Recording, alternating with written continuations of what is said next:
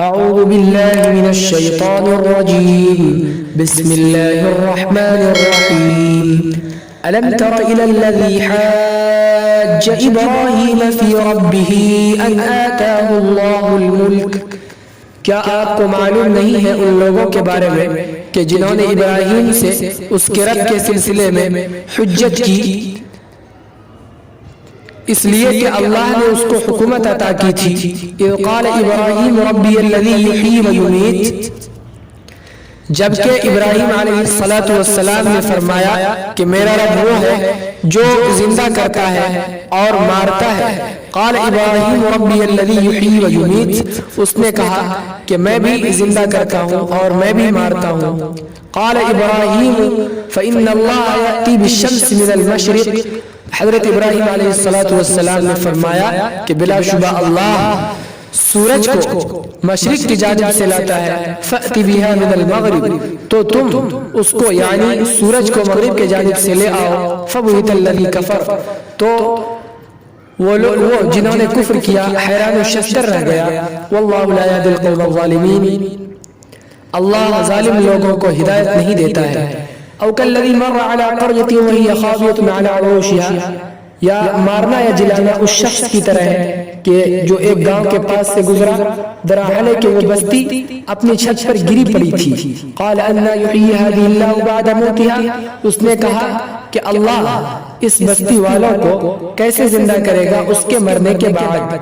فاماته الله 100 عام ثم بعثه، بس اللہ نے اس کو 100 سال تک موت دے دی۔ ثم بعثه، پھر اس کو 100 سال کے بعد زندہ کیا۔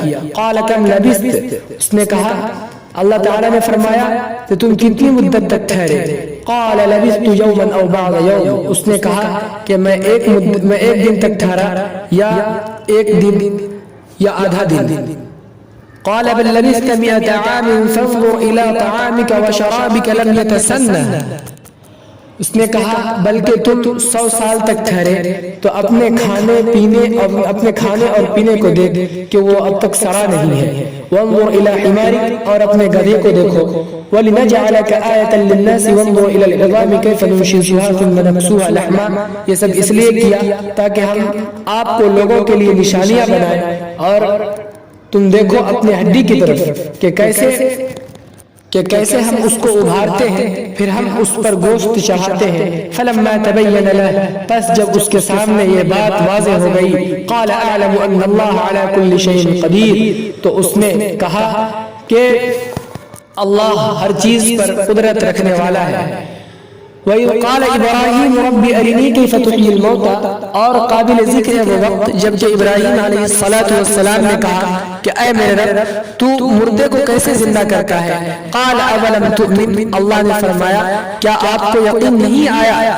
قال بلى ولكن ليطمئن قلبي، حضرت ابراہیم علیہ السلام نے فرمایا کیوں نہیں، لیکن میں اپنے دل کو مطمئن کرنے کے لیے یہ کہہ رہا ہوں۔ قال فخذ 4 من الطير فصرهن إليك ثم جعل على كل جبل منهن جزءا ثم ادعهن يأتينك سعيا، اللہ تعالیٰ نے فرمایا 4 پرندے لے لیجئے پھر اسے اپنا مانوس بنا لیجئے، ثم جعل، پھر ان میں سے ہر ایک کے جز کو ہر پہاڑ پہ رکھ دیجئے، ثم ادعوهن یأتینک سعیا، پھر ان پرندوں کو بلائیے وہ آپ کے پاس دوڑتا ہوا آئے گا۔